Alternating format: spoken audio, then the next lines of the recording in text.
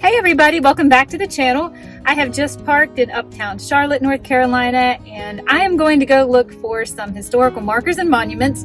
Some you may have seen before if you've been on this channel for a while, but in today's video about the different battles fought in Mecklenburg County, North Carolina during the American Revolutionary War, we are going to talk all about the Battle of Charlotte.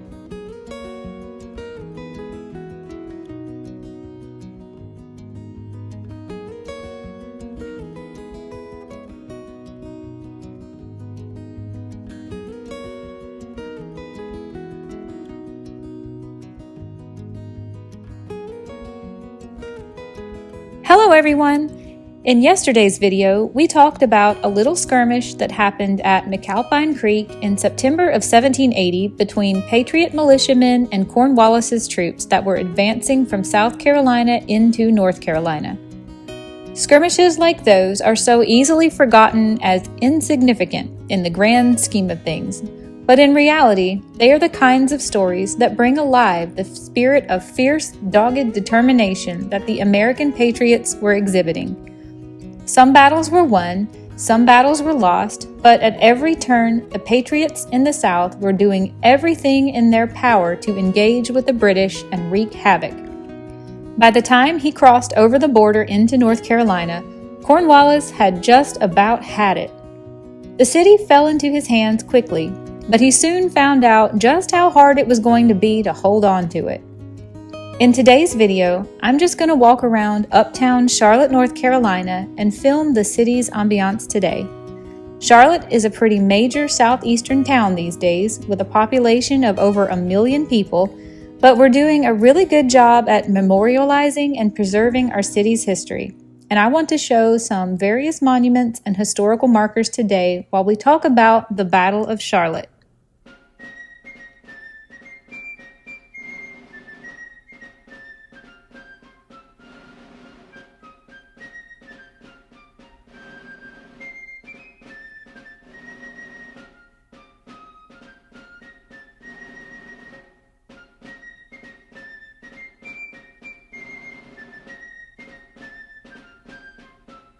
In 1780, Charlottetown was just a small town of maybe 20 houses or so and a 2-story wooden courthouse at the intersection of 2 trading paths.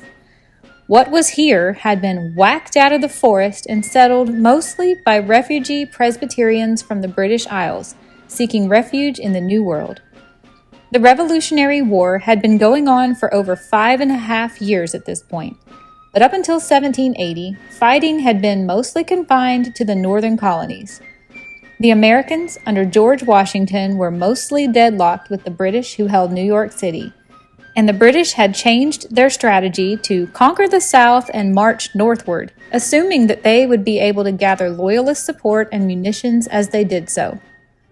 After a 6-week siege, the city of Charleston fell to Cornwallis, and it was a devastating blow to the South when Major General Horatio Gates lost at the Battle of Camden in South Carolina. Everyone in Charlotte, North Carolina, knew that the British were coming for their town next. Ahead of Cornwallis, survivors and refugees from South Carolina began to pour into Charlotte. Wounded soldiers from the Battle of Camden were transported on wagons and litters. Women, children, and displaced Catawba Indians walked or rode in on horses. The Mecklenburg County Militia units under Colonel William Davie and Captain Joseph Graham, 2 of the most competent soldiers in the whole state of North Carolina, stationed several miles outside of the city limits, but they were going to be seriously outnumbered when the British showed up. Lieutenant General Charles Lord Cornwallis anticipated large numbers of Loyalists in North Carolina and thought that destroying the remaining opposition in North Carolina would be easy. He was honed in on the wounded and refugees that had escaped from Camden, South Carolina. After a 2-week respite just south of the Carolina border to let his sick army recover, and after an irksome skirmish with Patriot militia at McAlpine Creek that really did not amount to much, Cornwallis began the march from South Carolina up the road that would take him directly into Charlotte. He was shadowed by militia companies from both North and South Carolina under Thomas Sumter and William R. Davie, who frequently harassed British and Loyalist outposts along the route through the back country. But nothing the skirmishes could do could prevent the advancement of British forces, and Cornwallis rolled into the city of Charlotte at noon on September 26, 1780. His convoy was enormous.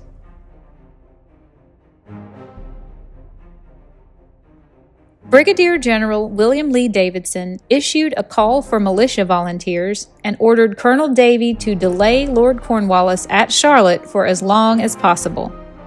Davie's men hovered around the British Army throughout the night of September 25th and captured a number of prisoners and set up key positions around town.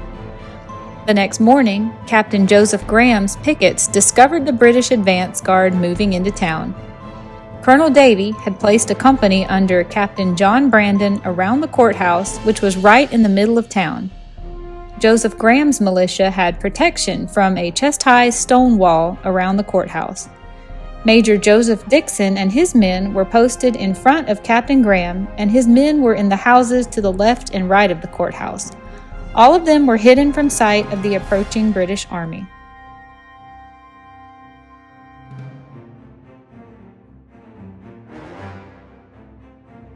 British Lieutenant Colonel Bannister Tarleton arrived first with his legion, but Tarleton was still recovering from a serious illness called yellow fever and quickly turned his command over to a Major George Hanger. Hanger led the cavalry into town boldly, but incautiously left his infantry behind. Captain Graham's pickets sniped at the British as they deployed into line 300 yards in front of the courthouse. The British deployed their cavalry into subdivisions and the infantry into platoons, with 100 yards between the columns. Major Hanger charged in typical Tarleton-like fashion. When the Legion cavalry had galloped to within 60 yards of the courthouse, the Patriots at the wall rose and fired. This volley broke the Legion's charge and they fled, but the infantry pressed onward. When the first Patriot militia line maneuvered to make way for the second, Hanger misinterpreted their movement as a retreat and continued his charge. This brought him to a withering crossfire from the second line, and the cavalry accompanied stationed to either side of the courthouse. Hanger went down with a wound, and his cavalry retreated in disarray. As the infantry engaged the flanks, the Legion dragoons reformed and charged the center. After another volley from the fortified Patriots, they again withdrew, this time in confusion. The Legion infantry and the 33rd Regiment Light Infantry were able to turn Colonel Davie's flank, and he had his companies withdraw and form a single line at the end of the street, 100 yards from the courthouse. The Legion dragoons again attempted to break Colonel Davie's line, but after receiving an intense fire from the Patriots, they retired behind the houses. Lord Cornwallis, alerted by the sounds of battle, had ridden to the front to assess the situation and shouted to Major Hanger's men, "Legion, remember, you have everything to lose and nothing to gain." I'm not sure what he meant by that, but it sure sounds like an insult to the city of Charlotte to me.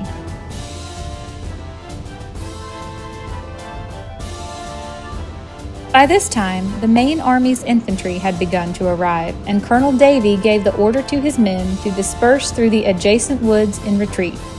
I can't even imagine there being woods here in uptown Charlotte today.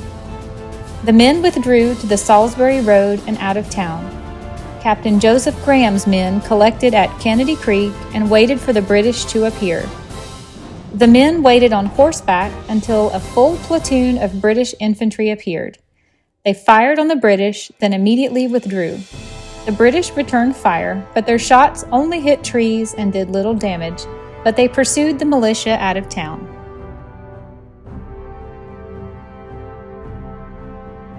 After the war, Major George Hanger described this type of fighting in an address, saying, "These crackers and militia in those parts of America are all mounted on horseback, which renders it totally impossible to force them into an engagement with infantry only.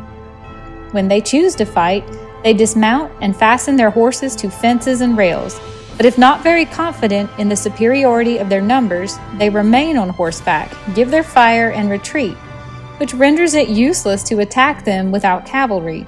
For though you repulse them and drive them from the field, you can never improve the advantage or do them material detriment. At the Sugar Creek Presbyterian Church, Captain Joseph Graham and Captain John Brandon's men held a hill and began to fire on the light infantry that were about 250 yards away. The light infantry moved behind trees and fences and fired for nearly half an hour at long distance. Captain Graham's men returned fire in the same manner, but no damage was done to either side. Major Hanger arrived with the Legion cavalry and charged the Patriots. Captain Graham was badly wounded with 3 bullet wounds in the thigh, a saber thrust through his side, a gash on his neck, and 4 cuts to his forehead. He wrote of his head wound later that some of my brains exuded. The son of Brigadier General Matthew Locke, Lieutenant George Locke, was hacked to pieces by the sabers of the British Legion. He tried to shield himself with his rifle barrel, and it was cut into many pieces. Captain Graham's men fled into the woods. As the British withdrew back to Charlotte, they came upon the badly wounded Captain Joseph Graham. A British soldier pointed his pistol at Graham's head, but Major Hanger stopped him, saying, "Put up your pistol, save your ammunition. He has had enough." Captain Graham was left to die, but instead he crawled to a spring near the church. At sunset, he was discovered by a woman named Susan Wilson, who rushed back to get her mother to help her bring him into their home. They nursed his wounds and hid him from the British. 5 months later, he would be back in the fight, trying to stop Lord Cornwallis again, this time at the Battle of Cowan's Ford, which we will talk about in a video coming out in just a few more days.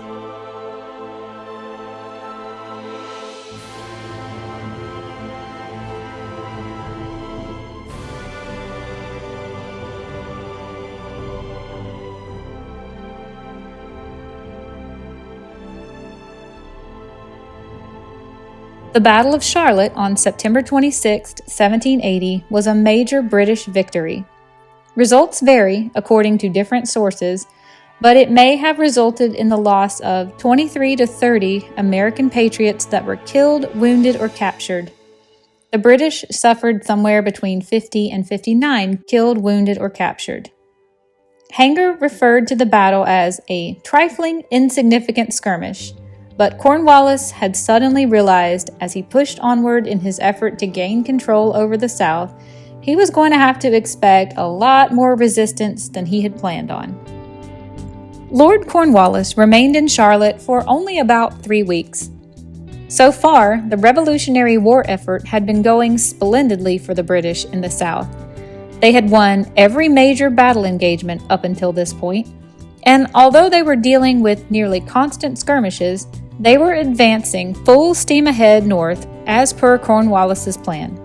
His army settled into an encampment surrounding the city of Charlotte, and Cornwallis himself took over the home of Thomas Polk as his headquarters. Thomas Polk, a founder of the city of Charlotte, had made himself scarce by this point. Around 4,000 people, including militia and camp followers, spread out around the city of Charlotte. Without accommodations for so many people, they were forced to build brush huts for shelter.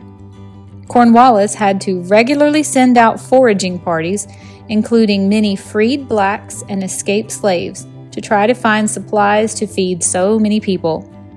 At Polk's mill, they took 25,000 pounds of flour.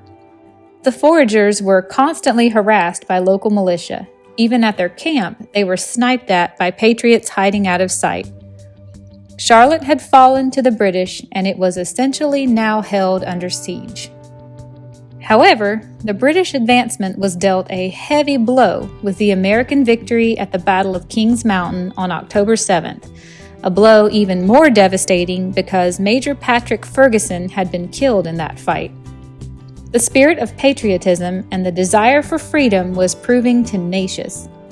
To add insult to injury, Cornwallis's men again became severely ill with yellow fever. Major George Hanger became so ill he had to leave the British Legion, never to return to duty with that regiment. On October 14th, Lord Cornwallis gathered up what troops he could continue to move forward with and started his laborious progression north. But what happened next at the Battle of the Bees will have to wait until tomorrow's video.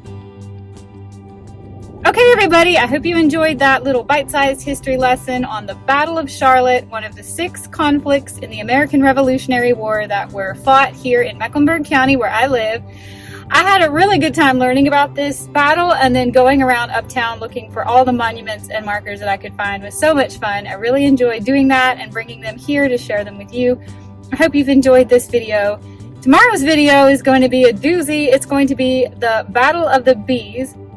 But they weren't bees, they were hornets. And that's where, if you're familiar with the Charlotte basketball team, the Charlotte Hornets, we have hornets' nests on all of our police cars and their badges and any emergency personnel, etc. Charlotte is famous for our Battle of the Bees, and that video will be coming out tomorrow. I hope you're enjoying these, and I'll see you another day in another adventure. Bye, guys.